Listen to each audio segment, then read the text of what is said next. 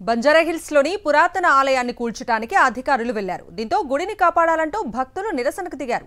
భక్తులకు మద్దతుగా బీజేపీ మహిళా నేత మాధవీలత వెళ్లారు.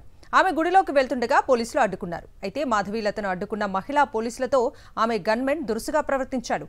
పోలీసులపై మాధవీలత ఆగ్రహం వ్యక్తం చేశారు.